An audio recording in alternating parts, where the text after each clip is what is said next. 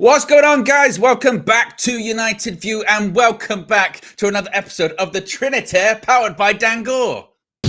Oh no! Get there. Powered by Dan Gore. There you go. Was it There right? we go. There we go. Yes, we are here. My goodness me, we have made it. We are a day late. We were all together at a function last night at an event, so we couldn't do the Trinity yesterday. But KG and myself had a discussion. We came together and said, no, the Trinity podcast, no. Every single week. At the function? Why at the function? While in the midst of enjoyment and whatever, we was like, bro, we need to do a show. And it was like, and we all had drinks. We all had drinks. And it was like, we still need to go live though, because there's too much news. But anyway. Exactly. So we're here. We've got an episode. We got plenty to talk about. But first, check out this from Surfshark. Yes, people, this video is brought to you by Surfshark VPN, and they are your one-stop shop to everything you need while surfing online. They help you with your privacy and security. They help with your data and privacy online, and it allows you to virtually travel around the world, browse privately by encrypting your internet activity, blocking ads and malware, and just keeping safe. Take, for instance, us, right? Me, KG, and Josh, we're on our way to America. We've been on plenty of European tours. We've been to Thailand, we've been to Australia, we've been to Singapore, and now we're about to go back to the States, right? Now, I need to see my programs. I'm a big Only Fools and Horses fan. Love Island, gotta check in on that. But sometimes you can't sign into your Sky Go, you can't sign into your BBC iPlayer if you're not in the country. Easy. Surfshark's got access to over 3,200 locations. You jump in there and you just change your location to UK or wherever it is you need to be, and then you can access what you want. Same with like Netflix. If you want to get onto the American Netflix because there's shows that you like on there, or you want to get onto the Stars app to catch up with Raising Canaan, you can do it from wherever you are in the world. That's what makes it so dope. Also, making the most out of your activity online, you get a 30-day money-back guarantee. So take your time and try out all the features on Surfshark VPN and discover its potential, and within 30 days you get your money back guarantee. The whole household can also connect to it. You can set up one account that can be used on unlimited devices, so you don't have to worry about that. And like I said, the global server selection, over 3,200 different servers in over 100 different locations. A different server for everything that you need. Another thing that Surfshark offers you is Alternative ID, a tool that basically generates a brand new identity and an email for you to use online. So you get fewer spam emails, it helps with your personal info and security. Basically avoid providing personal info to one-time user websites or sites with vague protection practices. It just helps just to keep you even more secure. Remember, using our code, you're gonna get 4 months free worth of Surfshark VPN. 4 months. So all you need to do is make sure you download the app, use the link in the video description below or scan the code. And also remember, like I said, 30-day money back guarantee. We are back. Yes, big up Flex. Good sales pitch. That's why he's not here. Hey, you know what? Yeah, like I'm not even gonna lie to you. I use Surfshark. I actually use it. That's my because I like to watch like other Netflix, like American Netflix and that. I just connect it. Yeah, you lot know I'm always on the go and stuff. So I actually use it. So it's one of those ones where like I just kept it. I had the offer like everyone else has been, and I just kept mine. But it's good. Yeah. No, exactly. And as Flex said, you can use the code United View. You can see it top left-hand corner there. 4 months right there. 4 months free. You can use the code, links in the video description, or download the app. Use the code there and save yourself some wonga. Yeah, save yourself the money and get a good experience. KG, not much been going on, has there? Last 24 hours or so. Wait, we must say this though. Our boy Flex is on holiday. It's always planned. He was always getting on holiday anyway. So I know, just in case you think he's deleted the channel, because you won't see him like till about pre-season tour. So yeah, it's gonna be me and Owen in the mornings. Flex ain't gone anywhere, just in case people are like, raw, by his mashup, he's broken. Yeah, well, again, this whole thing today is very like ad hoc. Literally, you cannot stress enough. Me and KG last night came together and went, first of all, got to do the Trinity. It's so much of a staple at this point. We've had people missing. You've been in Saudi. Flex has been in the Netherlands before. We've still managed somehow to get it done right. We're doing it. That's what we're going to do. Yes. We'll do a live version. And then KG was just like, we've got so much to talk about. And I was like, you're right, KG. We do have so much to talk about. let's start. I know you actually spoke a little bit on your channel yesterday, but I think you were kind of like reacting just to kind of in real time to it, which is the news that we'll start with, is that Jadon Sancho, I can't even believe I'm really saying it, Jadon Sancho is back. Not only is he back, he's back in training. He's at Manchester United. Manchester United just sort of dropped the statement around sort of 6 o'clock yesterday, I think it was, KG. Just kind of like preseason training's continuing. Jadon Sancho's back. Eric Ten Hag's looking over everyone. I went, so did you just say Jadon Sancho's back? And Man United in their statement said Jadon Sancho returned for testing on Wednesday following his loan spell at Borussia Dortmund during the second half of last season. The 24-year-old forward then trained with the group on Thursday. As far as how this all happened, how this all came together, if you don't know already, multiple journalists, including Fabrizio Romano, have said that Jadon Sancho held positive face-to-face talks in a meeting with Eric Ten Hag this week, and they've clarified the situation. Both Ten Hag and Sancho agreed to draw a line on their disagreement and move on. Sancho will be available for the preseason games, not on Monday, because of course he's only just come back into training, but he is back, and Eric Ten Hag have both agreed to, once again, draw a line on their disagreement, move on. As far as his future, does this mean he's not going to be sold? Maybe not so much, because Dharma Chef's still reporting today that Juventus, Borussia Dortmund, among others, aren't giving up on signing Jadon Sancho despite yesterday's developments. Both clubs would struggle to meet the valuation for him. Juventus would need to sell first. But as it stands, the plan for Sancho is to play a full part in Manchester United's pre-season. As far as his future moving forward after that, we don't really know. But I will say, KG, first of all, not the first time, actually, I've said this and these kind of things, but I'm more than happy. I'm never one to say like things, I never said that, or I never, did that or anything like that. You were right on this. I remember having a discussion on this very show. What was it? Maybe it wasn't even that long. A couple of weeks ago, maybe. A couple of weeks ago. I think it could have been maybe the last Trinity or the Trinity before. Yeah, I think it was close. And you brought up the thing of just sort of saying like, what if he comes back? And Flex, who is a disgrace, because when we were chatting last night about it, he was like, I did say this. I was like, piss off, Flex. You didn't say this. You were definitely. And our point of view, well, my prediction for it anyway was that basically it would come to a point of, right, you're going to come back, and then Manchester United would just sort of say, oh, just, keep yourself fit. If a deal happens, something like that. And you were like, no, look, what if they have the meeting and they just move on? And because so much time had passed, and because the conflict seemed so far apart of like Ten Hag didn't want to back down, Sancho didn't back down, I just didn't see it. And I can't lie, when the news came through yesterday, I was pretty stunned because I just didn't see that happening. I just didn't see it happening. As far as now, what does his future looks like?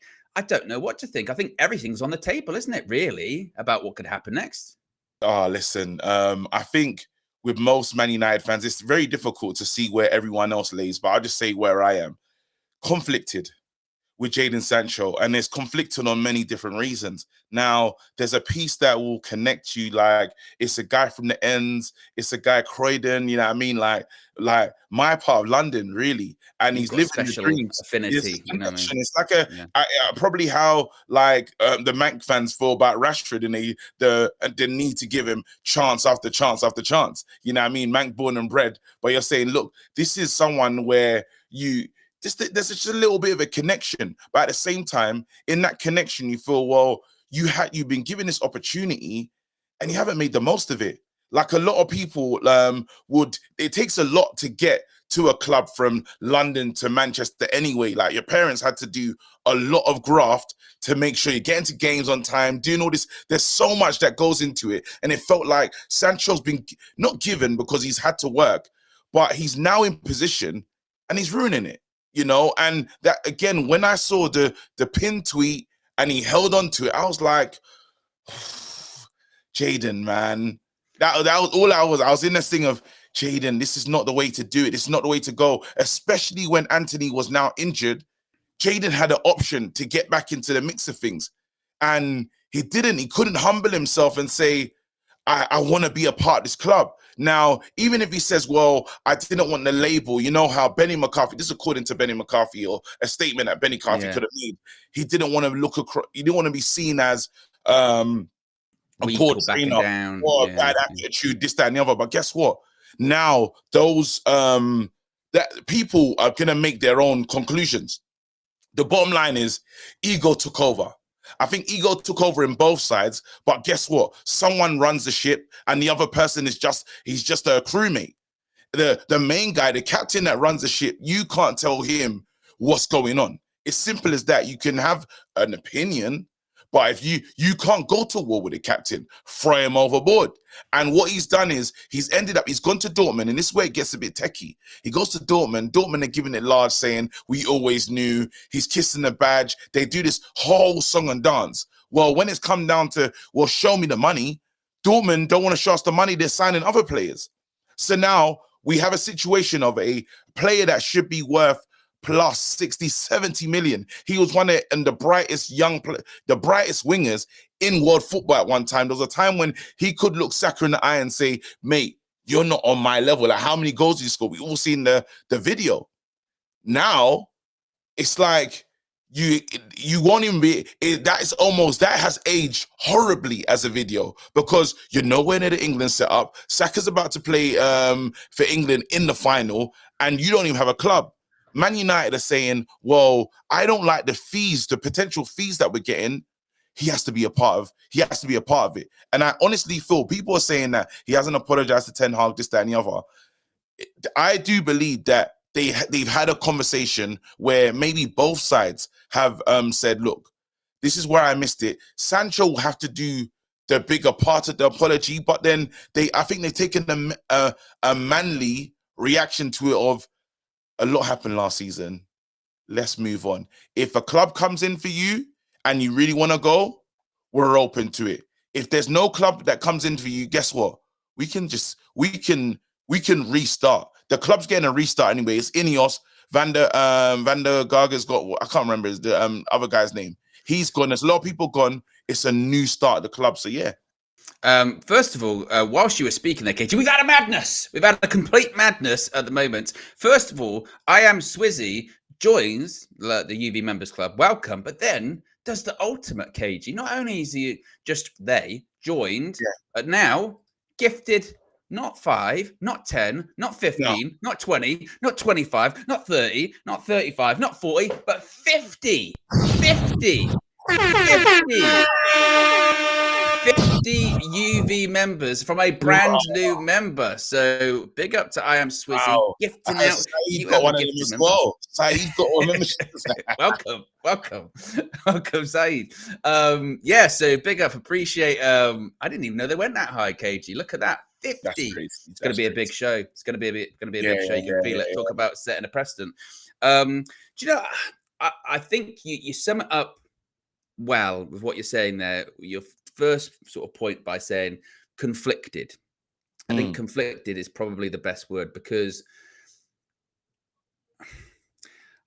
I mean, a lot of the stuff that was written about Jadon Sancho, whilst all of that was going on last year, I did think some of it was, we don't know how accurate a lot of it is. You know, the stuff about timekeeping or professionalism come from quite credible sources, like credible outlets, like The Athletic were saying it. But then you have to sort of then think about, well, where are they getting that information from? Does it feel a bit like a smear campaign? And at points, I must stress, it kind of did on certain stuff. Like it was Man United trying to justify their position on things. But I don't think Sancho handled himself the best he could. I still push back on, I don't think it was appropriate for him to post what he posted on social media in the aftermath of a game. I still, to this day, I don't think Ten Hag said anything too bad in that initial press conference, particularly when you see other instances of it at other clubs and it's a big deal out of it's not made, but it just highlights how magnified things are at Manchester United and just how combustible I think things were last season too. But the reason I say I'm conflicted is because if the manager and the club have moved on, then as a fan, I kind of go, well, then I guess I move on too, you know, because I support the club, because I back the club, and I only want to see Manchester United doing well and succeeding. And if all parties are here, like Ten Hag's cool, Sancho's cool, the club's cool. I mean, I'm interested to see now if there is any reporting about what the atmosphere is like in the dressing room, if they support it. And I think, to be honest, he's got friends at the club. I'm sure probably the majority of the dressing room are probably glad that he's back. You know what I mean? except Ahmad and you know what I mean? Yeah, there'll be a couple. There'll be a couple because there's no such thing as a completely unified. Everyone gets on that kind of stuff. Okay, Remember, lower my chances of playing. That's all. Yeah, exactly. My position potentially. Who was it? Was it Wayne Rooney who was saying about all the players he fell out with when he was at Man United? And one of them was like Nemanja Vidic. He's like, yeah, he didn't speak to me for months. He's captain. You know what I mean? But we just never heard about it. You know, so I'm sure there'll be people that are like, oh, Sancho's back. But I'm sure there'll be people that are like, yay, Sancho's back. So I'm kind of like, well, look, if Ten Hag's cool with it, if the club's cool with it, if also as well as you would look at Sancho and just go, that can't happen again, though. By the way, you know what I mean? There has to be growth on all sides. Then I suppose, to an extent, we've got what we wanted right back in the first place, which is, I guess, grown-ups have kind of, reared their heads and everyone's just gone, this is stupid. What are we doing here? Absolutely. If you still want to go, cool. But we've also got to realize that might not be feasible. You still have to play. If you want your career to go anywhere, let's just put everything aside. If we still got a good offer and you want to go, we'll facilitate that. But that's the reality. Is to your point, if people aren't coming in because the money's too high, then I guess you've just got to kind of knuckle down and see out your contract. And as long as you're professional, we'll be professional and we go to work basically. Yes. So I mean, it's kind of wild, isn't it? We're going into a pre-season. You're going to be on the tour. Jadon Sancho most likely is going to be there. And it'll be really interesting to see, like, it's awkward. How often? What is it though? Is it awkward? Yeah, it's a little. If you've moved on. No, I think definitely you have to move on. Like, it's difficult because I don't know, man. It's like it took me for a while to that. When Henderson was moving mad, I didn't like that. When Lingard done the whole kit thing, and it's even do you know how long it took me to forgive Ronaldo? Like forever. It probably took this Euros to be like, it's Ronaldo. You can never not love Ronaldo. But then that's what I mean. But that wasn't resolved. But that wasn't resolved. This has been resolved now, isn't it? That's why I'm saying is it awkward anymore? It's awkward if it hasn't been resolved. But all parties here have gone, right, we'll draw a line under it. We're moving on. We'll do the work. We'll be professional. Boom. It takes the awkwardness out of it. It's awkward if there's a big, elephant in the room. Well, this isn't resolved. Nothing's happened here, but it has been resolved. No, listen, you make a fair point. I just think of, obviously, I do this selfishly. When I think of on a club level, it's fine. Whatever they decide, it's fine. They're moving on, it's fine. But I think when I think just on a personal, how I feel about things, I'm like, well, I'll cheer for you. I'll do all of that stuff. But it's like, I still remember that, like there's things that just leave a little bit of taste in your mouth, like, so when Pogba was requesting moves the way he was, when, I don't know, when Wayne Rooney hands in a transfer request, it's things that you just remember. It's like, while you can get over it and think, I wish he didn't do that though. Gabriel Heinz, we knew how we all felt about that. When it's got Liverpool, but then we know how we all feel about these moments. Now, some people are not as petty as me when it comes to it. Like, but then I just want to be able to say, hey, you know what? Water under the bridge, let's move forward. But then I'm like, I just didn't like the way you operate with the club in the when it all went bad. I didn't like the fallout. I didn't like the pinned I didn't like the pinned tweet. I didn't like just how he was moving. But again, you know what? It's moved on. Like, end of the day, we have to move forward. But as I said, a little part of us never knew was going to be here. Oh, it's not going to disappear. I mean, and this goes back to, once again, isn't it, this like strange desire, I think, now of sticking to a viewpoint and just, I will never ever move from it. And this is the perfect example, a real life example of how that doesn't work. It doesn't wash in real life. Like, opinions change, circumstances change, they evolve, and you move on. And if anything, it's detrimental a lot of times if you're so just deep rooted. No, this is it. I'm never changing my mind on this. I'm never even open to resolution or anything like that. That can be a problem. And like you mentioned, it's not as if it never happened. Oh, like, I don't know what you're talking about. Press like Men in Black. What? Yeah. I don't recall. He's been here the whole time. Jedi mind trick. Sancho never left. Like it's not like that. It's not like that. But you mentioned like with Wayne Rooney, the transfer request, or so many being linked to Man City, or anything. But you go, right, well, that's in the past. They're here. And ultimately, look, the crux of it will be if Jadon Sancho does start playing games for Manchester United and say he's here into next season, if he's playing well when he plays, nobody will give a shit.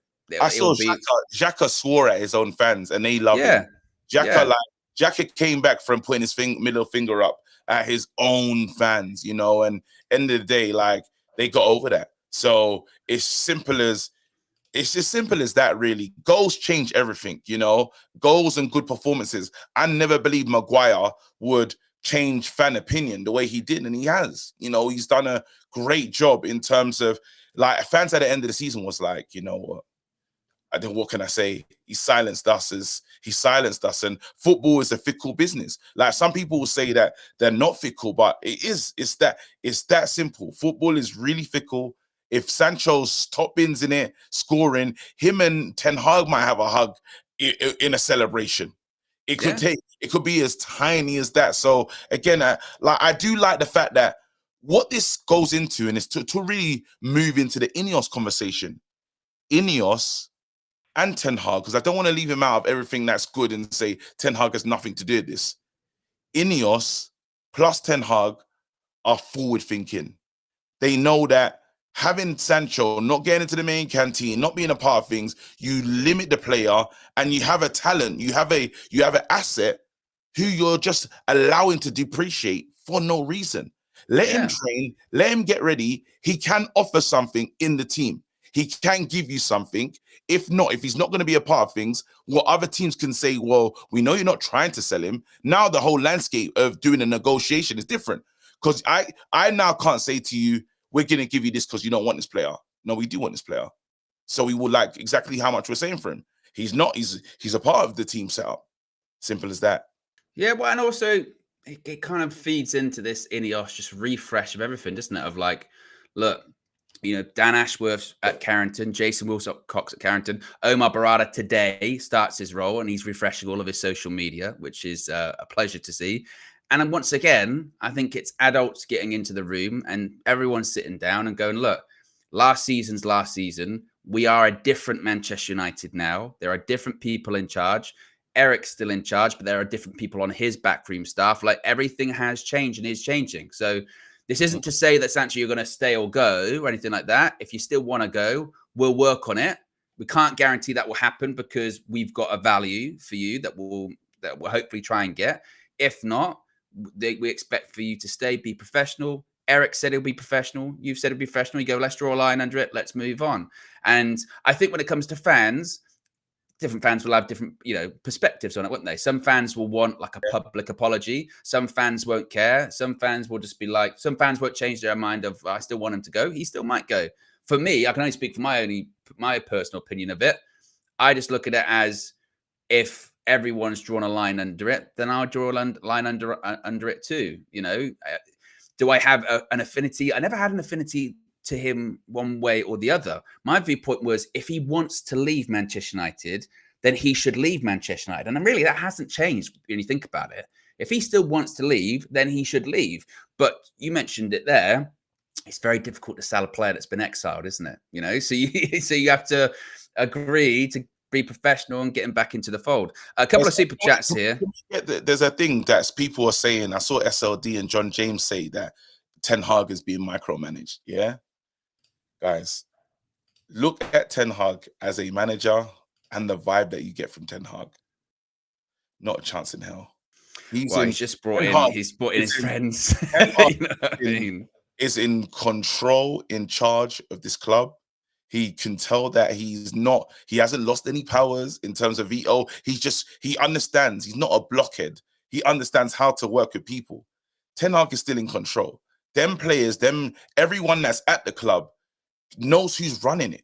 It's simple as that. Like, you can do what does Ten Hag give you a vibe of when you see him in interviews and talking that he's not in control of the club? The man knows what he's doing. He has a plan, and he's very he's what's the word? He's very meticulous and militant.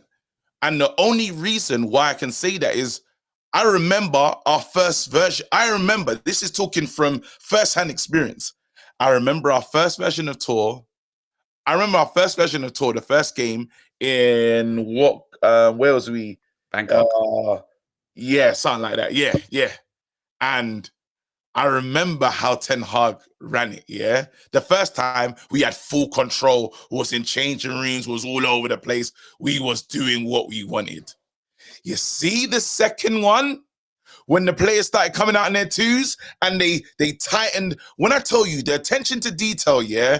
And you know who's in control. The players, where they're going, how they did their tour. This is just from close-up experience. I'm not just making this up. I'm telling you, yeah, when I say attention to detail and even down to how the players get on the bus and who talks to us and who doesn't, this man, yeah, is militant. Literally, I can't explain to you any more than that. Just I'm saying freedom to no freedom at all. Yeah. This is who this man is. So when you talk about meetings, trainings, and all the stuff that when you hear the players on the bus say it's good to have discipline and structure, they're not lying. It's come because this is really what's going on. So if you don't want to believe that, it's up to you.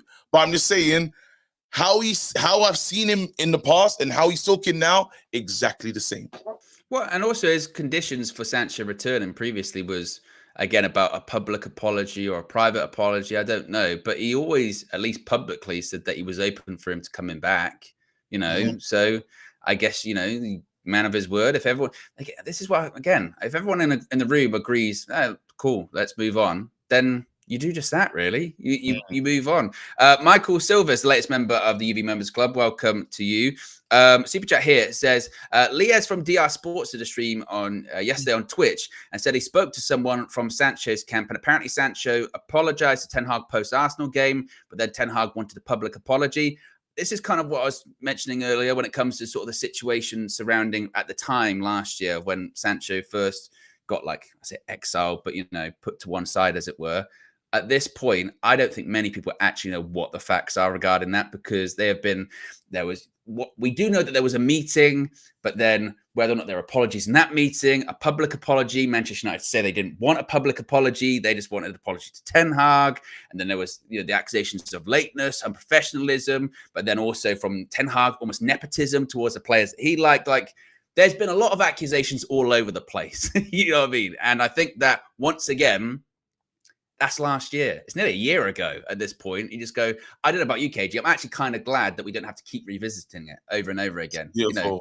You know, that's the nice thing. Panda's been a member for 5 months. Says, I can't move on from what Sancho did. Fans were paying him whilst he was on loan and kissing the badge at another club. Leopards don't change. And Harry says, what if it was Van der Gaag who wasn't having it? Look, I mean, I don't think Jadon Sancho is the only one. I do remember seeing some reports or hearing some rumors about, you know, people that maybe didn't like Van der Gaag or a bit upset by his directness. I mean, that was the article from The Athletic, and the problem is they had to be bad cop in an essence, wasn't it? But I think also, I don't know if it should be totally looked into of it was Sancho or Mitchell, and Mitchell was the one to go. I think it was more a case of look at last season as a whole. And look at, yes, we won the FA Cup, and that was the bright spark and really what really kept Ten Hag's job. But overall, it was a shit show. And Ineos looked at that. They did that review, or the audit rather, from the moment they came in, and clearly they looked at a lot of things that needed to change, and they have changed a lot of things. They will continue to change a lot of things. So, I think it's positive in the news of, once again, it's just another conflict that has been resolved and we can put behind us. I mean, there should be really and nothing so much, bro. Trust me, there's so much here. Let's move on, bro. Exactly. I mean, but that's the Jadon Sancho stuff. Shall we talk a bit about Ivan Toney, KG? This is an interesting one. So obviously we know yesterday Joshua Zirkzee was doing his medical. We're waiting on an announcement at any point really from Manchester United regarding that. But today Christian Falk has said that beside the transfer of Joshua Zirkzee, Manchester United is interested in Ivan Toney. Of course, his contract expires next year. He's got a year left on his contract. Going as far to say that Toney wants to join Manchester United. Brentford is already informed by the agent of the striker. And this isn't something new. We have heard other rumours of United maybe being interested in Toney, possibly as little as £40 million, something like that. I think it was James Ducker from The Telegraph that said that too. And what we are seeing, not just in the striking position, but also obviously centre-back position too, we're going after multiple targets at once, not just across the positions, but I mean multiple targets of the same position at the same time. And for those that go, you can't have 3 strikers at your club or whatever, tell the treble winning side or tell any fan from like the 90s or early 2000s go, no, you have multiple strikers. So what do you make of this? Is there a possibility? Do you think there's a reality to that? Owen, honestly, the maddest thing with United is we're in a situation of we don't know. We have no backup experience on how we move and do business because this is a new entity. So in the market, again, as we said, the Sancho thing, never knew was coming back. Amrabat, like we thought Amrabat, even Amrabat doesn't know what's going on with his future. They're saying, I think, a decision this coming week or something. The killer is Amrabat doesn't know what's going on with his future. And he plays for us. He's been here. He's been in the door. So it's so difficult because even down to when they talked about the manager getting a new contract and his veto powers going and stuff, everybody's not like making stuff up, but everyone's just trying to clutch and say, I think it's this, I think it's that. Now, how do I feel about Ivan Toney being at the club? 3 strikers. I would love it. I would love to have 3 strikers at the club. I think it raises the standard. It raises the level to have a experienced striker and 2, I call them 2 project strikers. Rasmus Højlund, well, we don't know who's going to be the main guy, but Rasmus Højlund is already scored 16 goals at this club already. So he pretty much makes a lot of sense. Are you with me? But then at the same time, it's so difficult to tell you what is right. But I do feel that Man United need to add, but there's other issues that we need to sort out. But if a player is in his final year, wants to come to Man United, we can see the value in him and what he could offer us now. It'll make a big difference. It'll be huge. Now, you can't say that he's not a good player. He's a brilliant player. Yeah, he's a brilliant player. Like, why not? Like, if just imagine this guy's not cutting the mustard. When I go to Zirkzee, he's not cutting to the mustard. I go to Toney. Chances are one of the 3 strikers will get a goal. One of those 3 strikers. Or you can play 2 up top. You have the option of playing 2 up top. I think.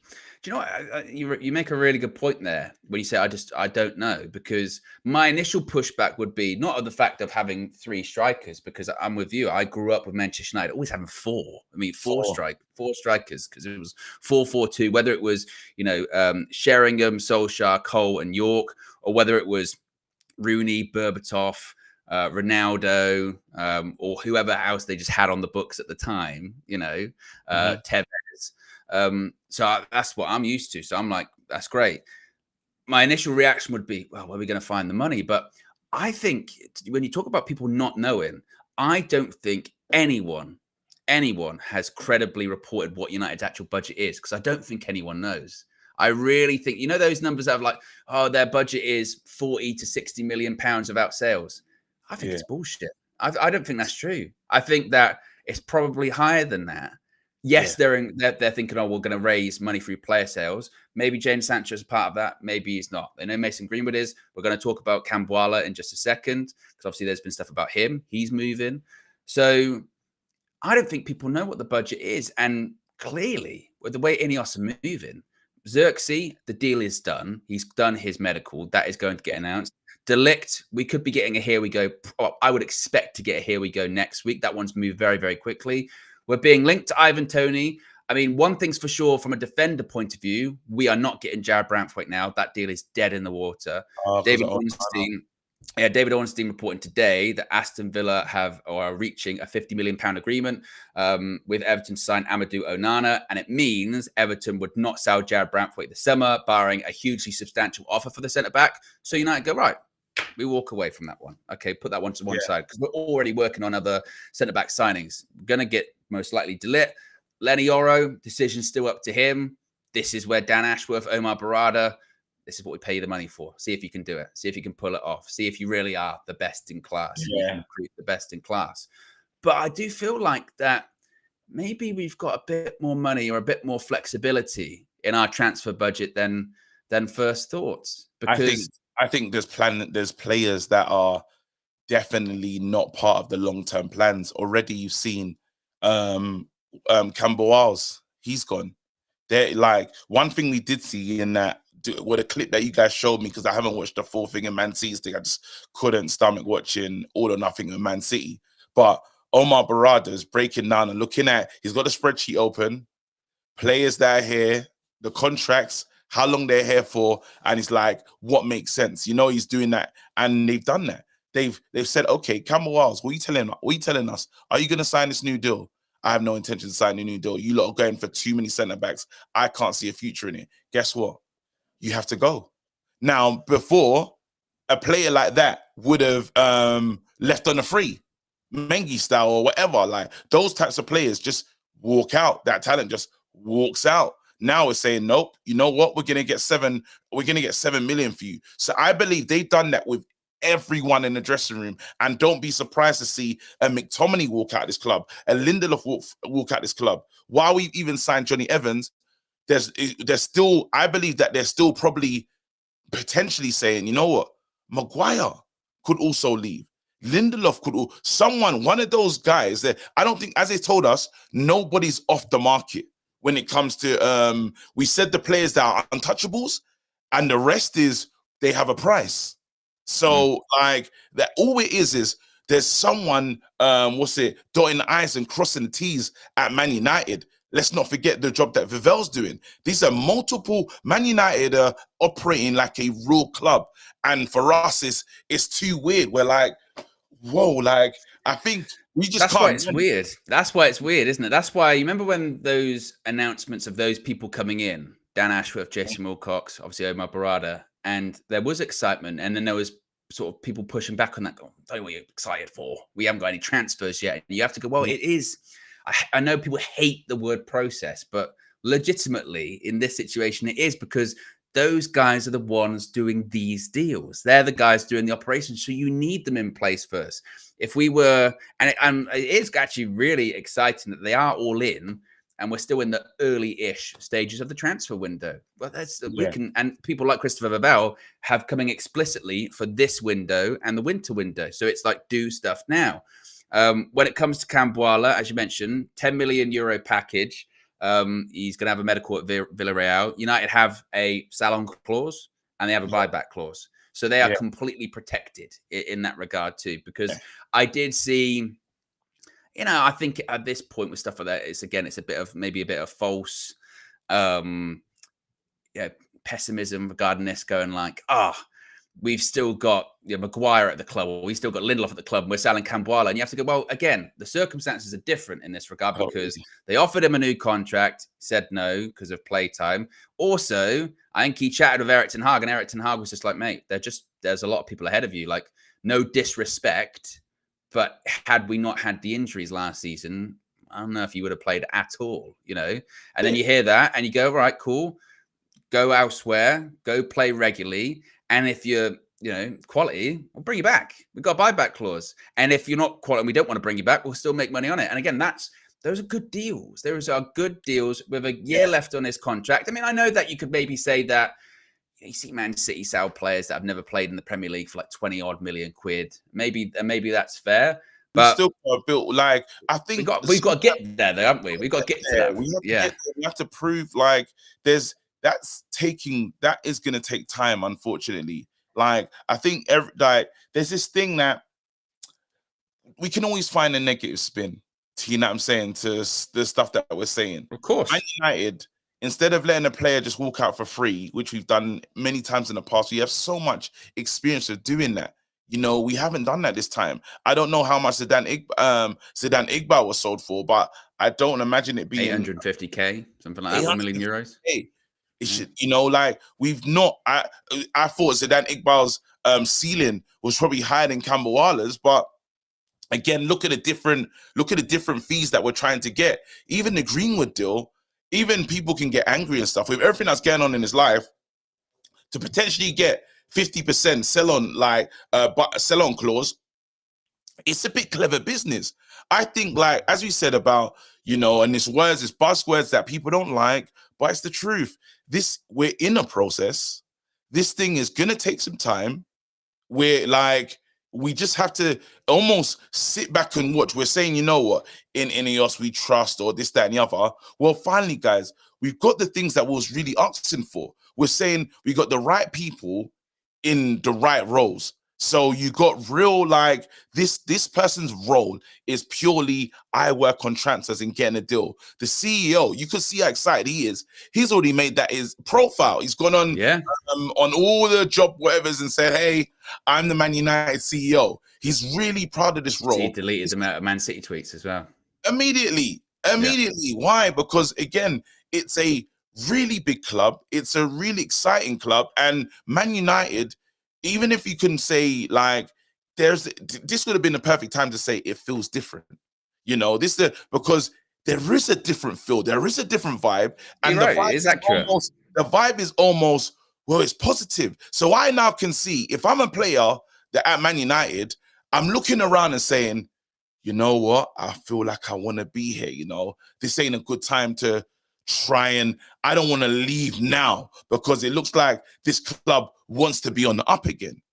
Why am I why do I want to leave if this situation? So that's why you're getting players wanting to be a part of the project. Like for Sancho, he's probably looking around saying, hey, these look like they're trying to be serious. Well, and also there are liaisons there that maybe weren't there previously. I mean, we know Jason Wilcox is heavily involved. He is that buffer between, and so is Dan Ashworth, between the manager, the coaching staff, and the players. Jason Wilcox got a history of Jadon Sancho when they're both at Manchester City. So someone having like a Jason Wilcox there, just again to facilitate it, to broach these things, that's really important. That's why those people are really important there. Dan Ashworth, I mean, actually, when you do look at the Kambwala deal, year left on his contract, 10 million euro, pure profit, come through the academy. And we've also got plenty of options on him when it comes to if he turns into a world beater, we can bring him back. If he doesn't, but he gets sold, we'll make money regardless, which will still be pure profit because he came through our academy. Mason Greenwood, another one. He's come through our academy, so it's pure profit of the sort of 25 million quid-ish that we'll be getting right now in the future, because the chances are he'll probably be sold again from Marseille. It's not a talent issue when it comes to Mason Greenwood. We'll make pure profit on that too. And we sold Donny van der Beek earlier on this week. Not a lot of money. It can get higher. But in addition to that, he was on 120K a week. We needed to get it off the wage bill.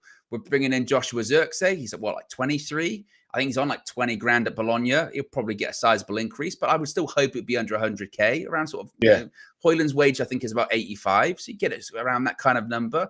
You're looking at Matthijs de Ligt. I know people talk about his injuries or anything like that, but still, he's 24. He's 25, I think, in a few months' time or something like that. But still, that's a lot of experience, but also it's still a lot of, you know, potential that we can buy into there. So this is exciting stuff. And to your point, when you say like, oh, this is the appropriate time to say it feels different, not to say like, oh, we're going to win the league, Man United are back, because you can't say that. We don't know that.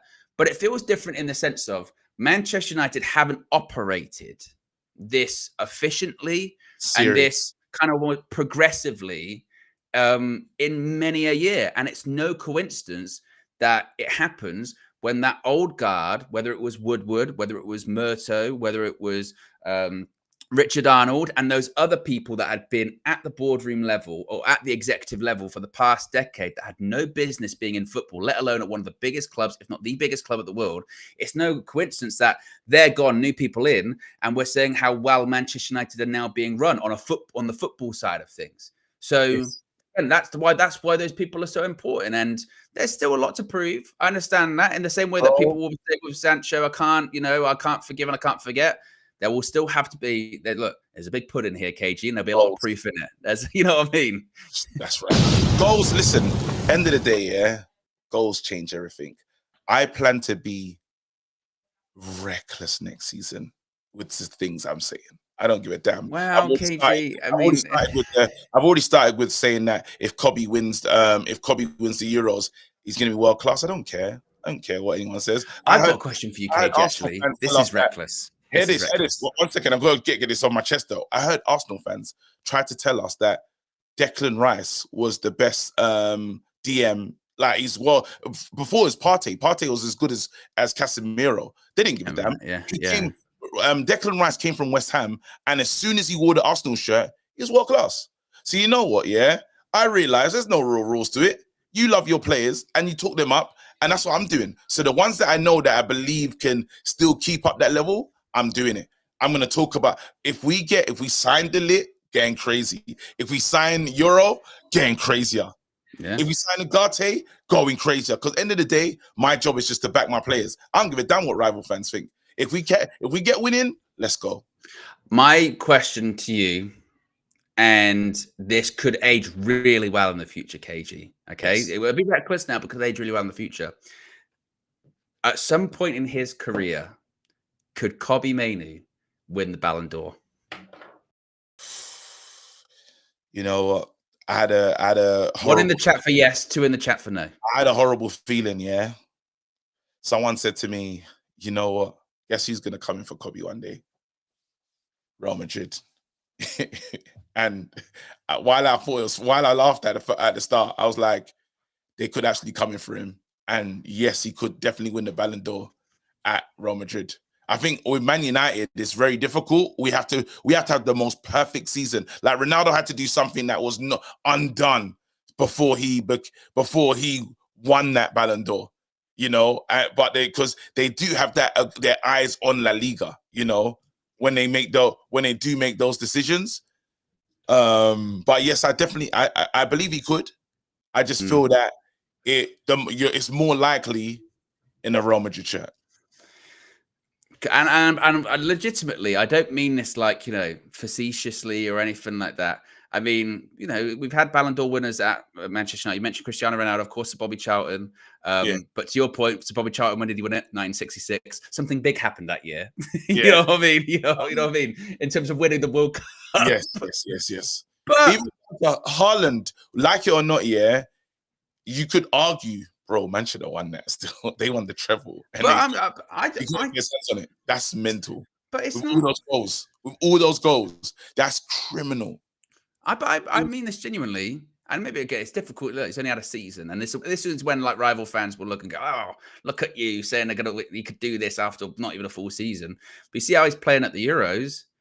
I say, why not? If this is the early stage, if this is the early form, who knows what kind of player he's going to turn into? Who knows what Manchester United are going to turn into as well? KG, to your point.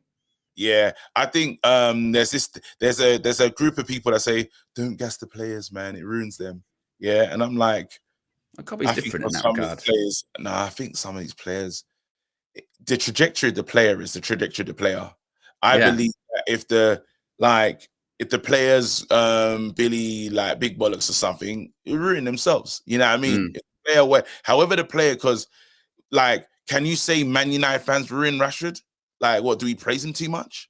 No. How can you say, end of the day, the player's going to be who the player's going to be. That part of him is in there. And it takes the management to keep his feet on the ground, really. Now, can we get excited about players? Absolutely. But I don't know, like, there's this thing of, even I was talking to my brother, and he's like, bro, don't praise Kobbie too much. And I was like, mate, we've been saying this all season, though, didn't we? We did it at the start of the season. And like, this is what I was saying the other day. His talent, it just overcomes his talent. I understand with young players, you say, don't put too much praise in them. And then also, conversely, don't put too much criticism on them. Because if you do elevate them too high, when they inevitably drop down, then you go, well, but that's really his level. It's up and down. But Kobbie, in this regard, I do believe is different. You look at all of this season over the course of like 8 months, it just, again, his talent overcomes. Whether it's he plays well in preseason, granted it was a short one because he got injured, but we're going to tell you what, He's bloody good. And everyone's go, don't gas him. He's not, let's just let him. Comes back from injury, starts playing. First start, man of the match against Everton. You go, he is the real deal. Be like, oh, no, let's not do that. First time he gets selected by England. Well, let's just be under sort of 21s because you don't want to. He should be in the senior squad. No. There are other young players. Harvey Elliott's been at Liverpool. He's played all these games. Why he's not playing?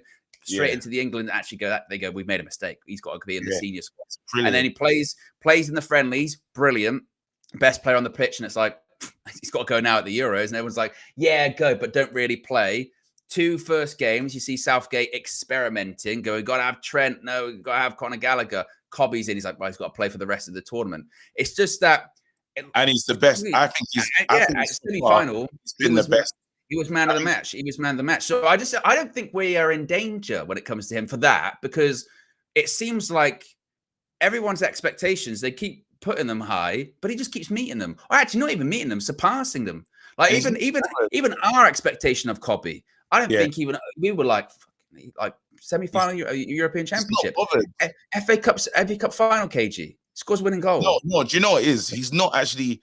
I was looking at Cobby in the tunnel, and it was just before the game, and he looked so relaxed, like as in beyond levels of relaxedness, and you're like, why can you do that?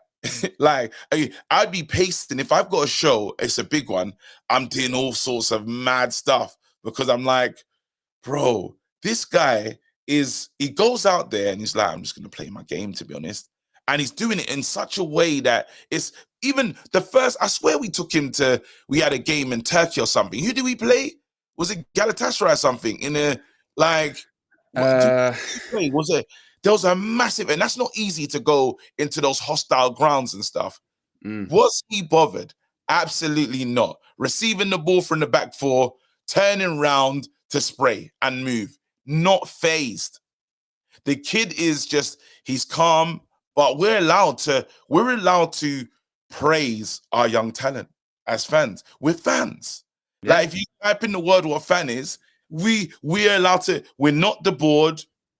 We don't need to make these rational, decisions. We are fans of the club, and these players play for the club. We can gas them. Absolutely. We've got over 1,700 people watching, by the way. It's been a rapid show. We're currently at 637 likes. I say we can have a big push in this final 8 minutes or so to get to 1K likes. You can do it, guys. So if you haven't already, click the like button, subscribe as well, bottom right-hand corner, because legitimately now is not the time to miss when it comes to United View. Obviously, we've got all of this transfer stuff that's happening, but our preseason begins Monday. I'll be live for that, for the Man United game versus Rosenborg. And also, we've got the tour later on this month. Flex, KG, Just Josh Media, Graphics, Guru, Visual Ninja. They're all going to be out there in the US of A. So you're not going to want to miss a single thing. So if you haven't already, subscribe. Click the notification bell. You'll be notified because the upload times are going to get crazy when the time zones change. I got to go. And what's crazy is I'm going to go live on my channel now because I know our people want to have their say. And I don't think I'm going to even do a monologue, to be honest. What your say on most of the things we've spoken about today. So this is like the live call-in version of have your say on Sancho, Toney, this, that, and the other. But people, trust me, get involved. I just have this feeling Man United are a sleeping giant trying to wake up and do a mad thing. Wow. A couple of super chats here. Harry says Rasmus, Zexi, and Toney would be raunchy. Or the other names, KG. Don F says title charge. Have you got the button, KG?